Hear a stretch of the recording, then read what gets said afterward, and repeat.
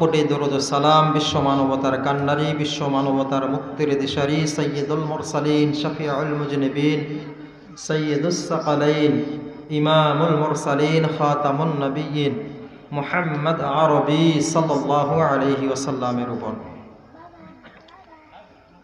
আল্লাহ তাবারাকা ওয়া তাআলা আমাদেরকে তৌফিক দিয়েছেন বলে আমরা এখানে আসতে পেরেছি। কি বলেন? আমার কথা যদি স্পষ্ট বোঝা যায় তাহলে হ্যাঁ না কিছু বইলেন, জিজ্ঞেস করলে। হ্যাঁ, মাহফিলে বসলে বক্তার যে কাজ সেটা হলো আপনাদেরকে কোরআন ও হাদিসের সহি কথাগুলো শুনিয়ে দেয়া। আপনাদের কিছু দায়িত্ব থাকে শ্রোতাদের, যারা সামনে থাকেন তারা মনোযোগ দিয়ে শোনা, কোনো আওয়াজ গণ্ডগোল না করা এবং কিছু জিজ্ঞেস করলে জবাব দেওয়ার চেষ্টা করা, তাহলে বক্তা বুঝতে পারে যে আপনি কথা বুঝতে পারছেন। এতে করে বক্তা কথা বলতে স্বাচ্ছন্দ্য বোধ করে, ভালো লাগে। আপনারা কি আমার কথা বুঝতে পারছেন? আপনারা কি ভালো আছেন? আলহামদুলিল্লাহ, আল্লাহ তাবারাকা ওয়া তাআলা আমাকে ভালো রেখেছেন। আমি আপনাদের সম্মুখে অল্প কিছু সময় কিছু কথা বলবো। পবিত্র কালামুল্লাহ শরীফের সূরা ইউনূসের ৬২, ৬৩, ৬৪ নম্বর আয়াত তেলাওয়াত করেছি। ৩টা আয়াত। এই ৩ আয়াতের আলোচনা করলে ৩ রাত্রে শেষ করা সম্ভব না। আমার মতো এত ক্ষুদ্র নগণ্য একটা বান্দা এগুলার তাফসীর করার যোগ্যতা, হিম্মত, সাহস, শক্তি কোনোটাই নাই। তবুও আমি তেলাওয়াত করেছি আপনাদের সম্মুখে।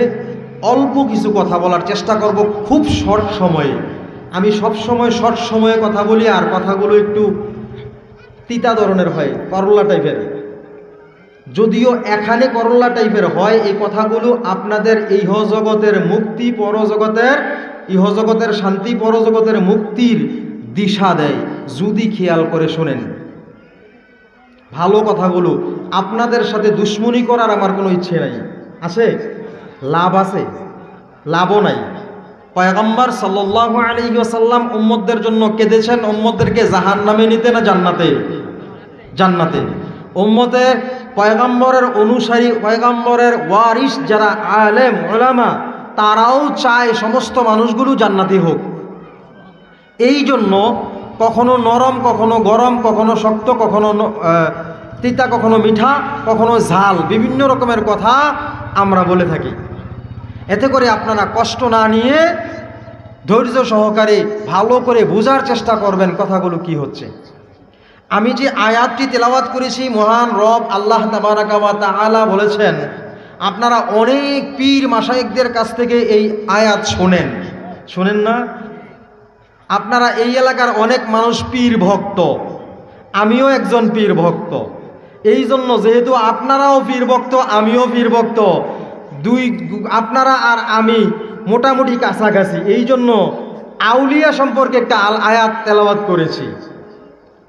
তো এই আয়াতের তরজমা, তাফসীর, বিশ্লেষণ করা সময়ের ব্যাপার স্যাপার, তবুও আমি অল্প সময়ে কিছু কথা বলার চেষ্টা করব। আল্লাহ তাআলা বলেছেন, বিসমিল্লাহির রহমানির রহিম, আলা ইন্না আউলিয়া আল্লাহ লা খাউফুন আলাইহিম ওয়ালা হুম ইয়াহজানুন। বলেছেন যারা আউলিয়া, আউলিয়া কাদেরকে বলা হয়? আউলিয়া আল্লাহ, যারা আল্লাহর বন্ধু। কি বলেছেন? যারা আল্লাহর বন্ধু, তাদের কোনো ভয় নেই, তাদের কোনো ভয় নেই। কি? লা খাউফুন আলাইহিম, তাদের কোনো ভয় নাই। লা খাউফুন আলাইহিম ওয়ালা হুম ইয়াহজানুন, টেনশনের কারণ নাই। বলি সুবহানাল্লাহ। কারা? যারা আল্লাহর বন্ধু, যারা আল্লাহর বন্ধু। এর পরের আয়াত ৬২ নম্বর আয়াত সূরা ইউনূসের ৬৩ নম্বর আয়াতে আল্লাহ তাআলা বলেছেন, আল্লাযীনা আমানু ওয়া কানু ইয়াত্তাকুন। আমি এই আয়াতটা পাঠ করলাম, এর পরের আয়াতও পাঠ করলাম। তার কারণ কি? কারণটা একটু পরে বলি। এর পরের আয়াতে ৬৩ নম্বর আয়াতে আল্লাহ বলেছেন, তারা আল্লাহর প্রতি বিশ্বাস স্থাপন করবে এবং আল্লাহর ভয় অর্থাৎ তাকওয়া অর্জন করবে। বলি সুবহানাল্লাহ। আল্লাহর ভয় থাকবে এবং আল্লাহর প্রতি বিশ্বাস স্থাপন করবে। 3 নম্বরে লাহুমুল বুশরা, তাদের জন্য সুসংবাদ। সুবহানাল্লাহ। লাহুমুল বুশরা ফিল হায়াতিদ দুনিয়া, তাদের ইহ জীবনে তাদের জন্য সুসংবাদ, ওয়াল আখিরা, আখিরাতের জন্য সুসংবাদ। লাহুমুল বুশরা ফিল হায়াতিদ দুনিয়া ও ফিল আখিরা লা তাবদীলা লিকালিমাতিল্লাহ, আল্লাহ তাআলার কথার কোনো হেরফের নাই। সুবহানাল্লাহ।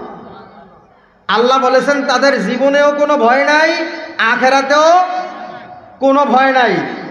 তাদের জন্য সুসংবাদ, দুনিয়ার জন্য সুসংবাদ, আখিরাতের জন্য সুসংবাদ।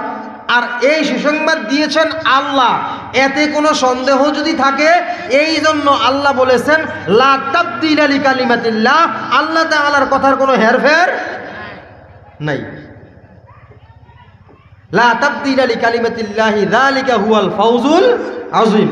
আমি যেই কথাগুলো আপনাদেরকে বলবো সেটা হলো এই, এখানে আমি প্রথম বলেছি কি আল্লাহওয়ালাদের কোনো ভয় নাই।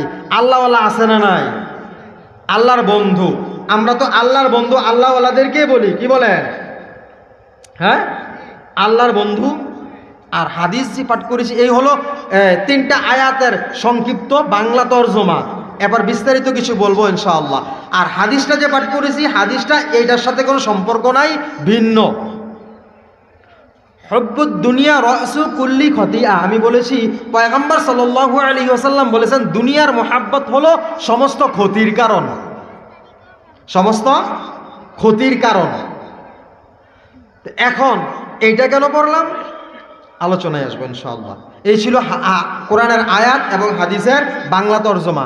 এবার বিস্তারিত। আল্লাহ তাআলা যেন আমাকে তৌফিক দান করেন সহি কথাগুলো বলার।